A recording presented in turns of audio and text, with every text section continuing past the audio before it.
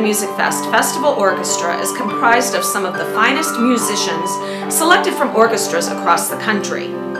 All 4 Arizona Musicfest orchestral concerts occur within a week. It is a demanding calendar with the musicians rehearsing and performing in a compressed time. Despite the packed schedules our musicians keep, many of them volunteer their time and talent to perform educational outreach for our area youth. Have you guys heard the story of Ferdinand the Bull by Monroe Leaf? I have. Great story.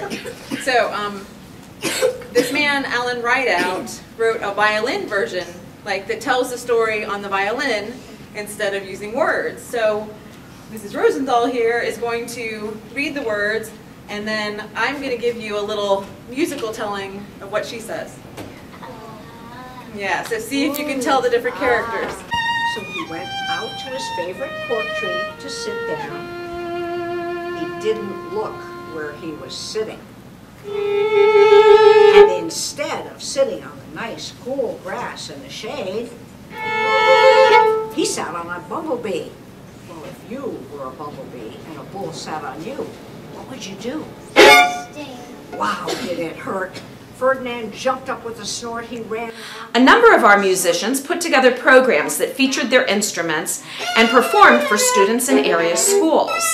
This may have been the first time young students had the opportunity to get a close-up look at a violin, oboe, viola, or harp. I really like playing in orchestras. To sit on stage, you know that place can be very, the thing I started with, it's called the Ode to Joy. You want to know something? I've been playing that for a very long time in orchestra. I almost always still get goosebumps when that starts happening. It is so beautiful, and to be able to sit in the middle of that and hear all these different people playing their individual parts. This is a great chance to talk about the first note and how you approach it.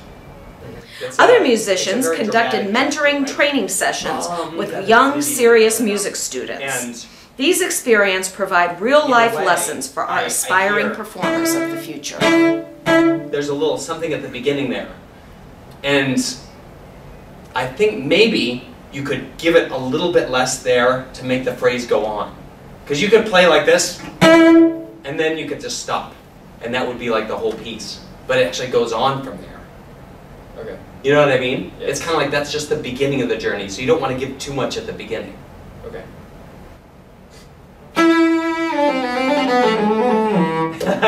it's all out in there, right? Okay, and I think it's up. Yeah.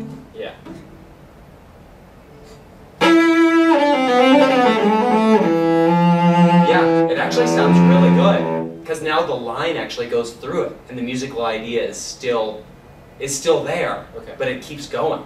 Here's something for you to think about. You should probably consider this, that you never really learn anything completely, no matter what you may think. It's one thing to learn the notes, and you might give a perfect performance of it sometime. And if you're a student, you might say you'll go on to the next thing, and your teacher will check it off or whatever. That doesn't mean that you can play something for the rest of your life. So there are things that I still play that I was playing when I was a teenager. I wouldn't necessarily say that I am done with them. So does that sort of answer your question? Yeah. In a roundabout way? Yeah. Some things I've worked on for years. It just depends. What you learned about, well, plucking and how to say it fancy, this one's got a lot of plucking in it, and in fact it has so much. Robin and I have to put our bows down.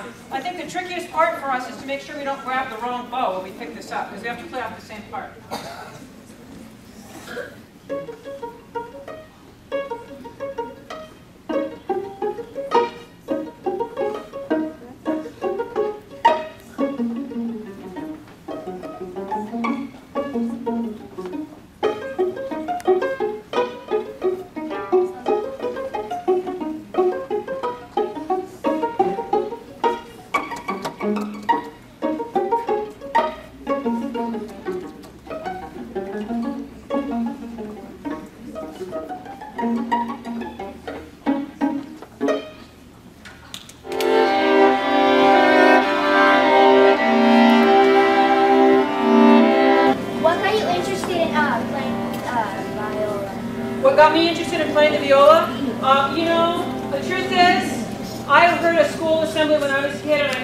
French horn.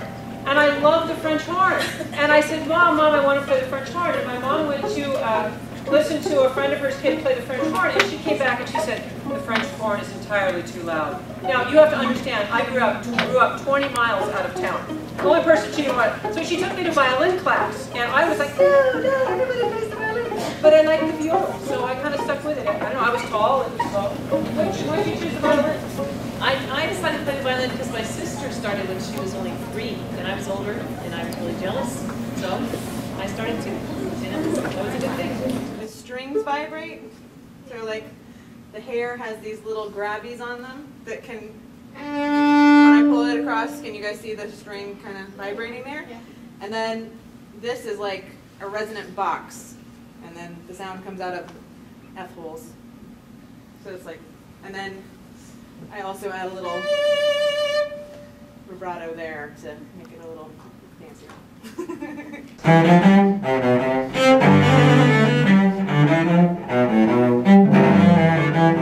This has 2 voices too. Oops. Okay, so I'm going to have you play the second voice. Okay. I'm going to play the first voice.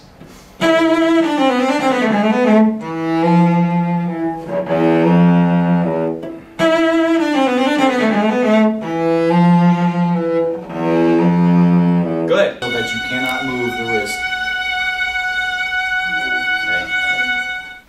And then keep it going until you can get up to 5 minutes a day.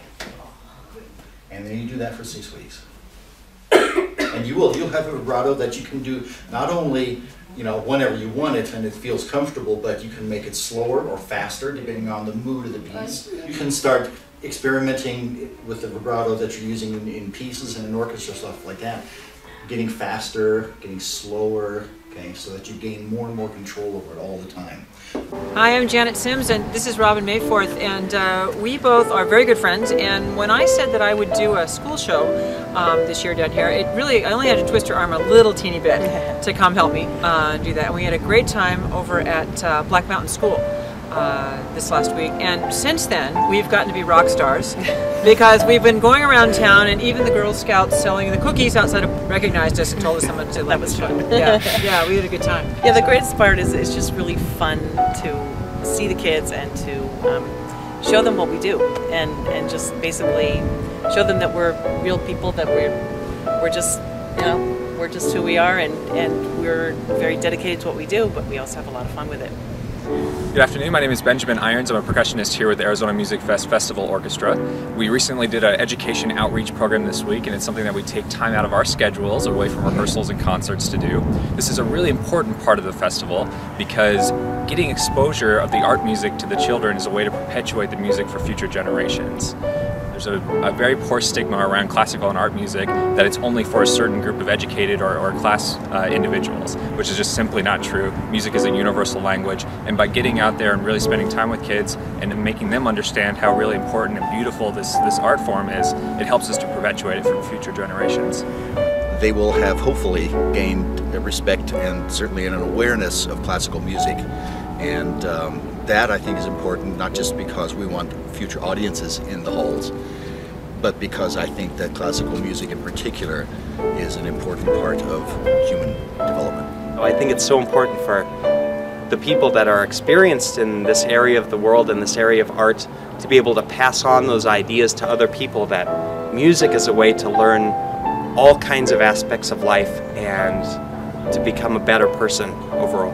And all the kids we've seen in town since then have told us how much a good time they had. And the best part was their parents said that they told them about it when they got home. Which, usually with a kid it's like, well, what'd you do at school today? Nothing, so that was really cool.